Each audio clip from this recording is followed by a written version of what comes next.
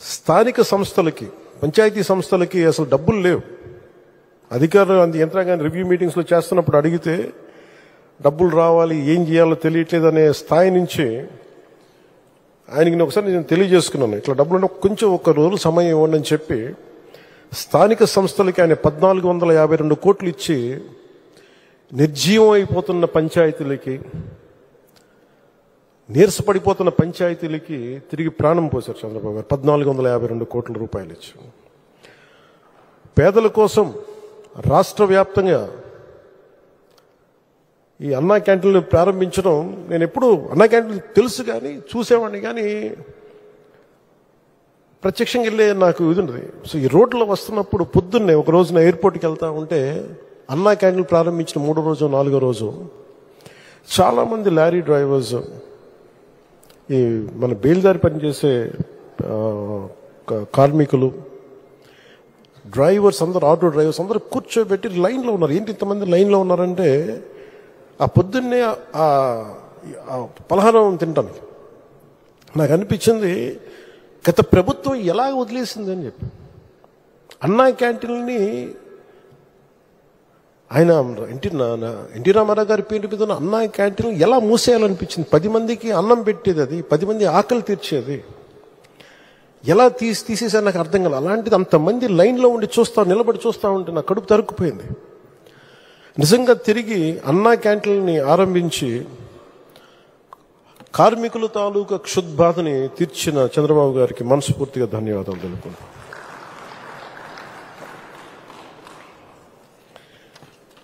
ఒకసారి నేను పార్టీ ఆఫీస్లో ఉన్నప్పుడు ఒక 9 నెలల క్రితం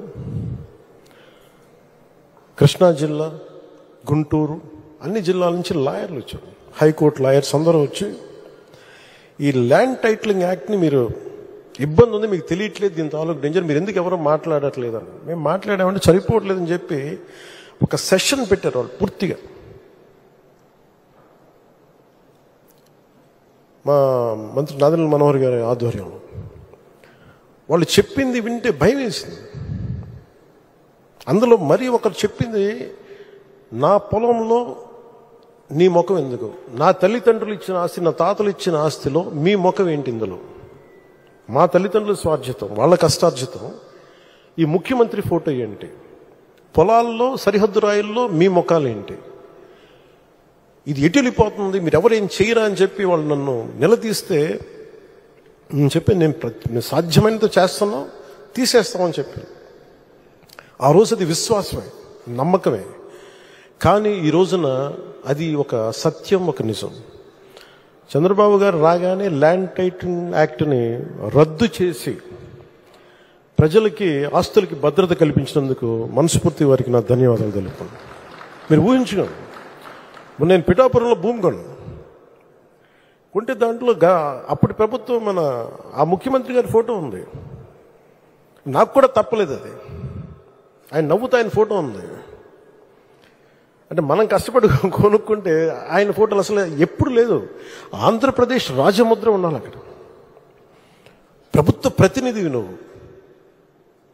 అలాంటి రాజముద్రని తీసేసి, ఆంధ్రప్రదేశ్ రాజముద్రని తీసేసి వ్యక్తి ఫోటో పెట్టుకున్నా అంటే అది ఎంత ఒక విచిత్రమైన ఆలోచన విధానం అది.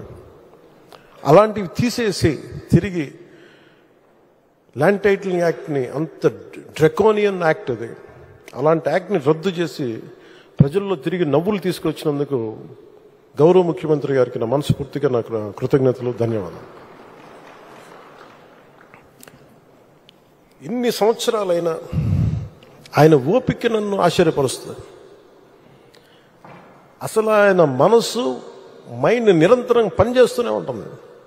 ఇందాక మన క్యాబినెట్ మీటింగ్లో కూర్చున్నప్పుడు అసలు ఈయనకి ఓపిక ఎక్కడి నుంచి వస్తుంది అని అర్థం కాదు. విపరీతమైన ఓపిక, కాన్స్టెంట్గా బ్రెయిన్ తిరుగుతూనే ఉంటుంది, సొల్యూషన్స్ ఇస్తూనే ఉంటుంది. అనుభవజ్ఞులైన అధికారులకు కూడా ఆయన దిశానిర్దేశం చేయగలరు, ఈ పాయింట్లో తప్పుంది, మీరు ఇలా చేయండి, ఇలా ఆలోచించండి. అలాంటి దాంతోపాటు శారీరకంగా ఆయన పడే కష్టం ఓ 25 ఏళ్ల యువకుడు కూడా కష్టపడ్డాడు. మనసు మేధస్సుతోటి నలుగుతూ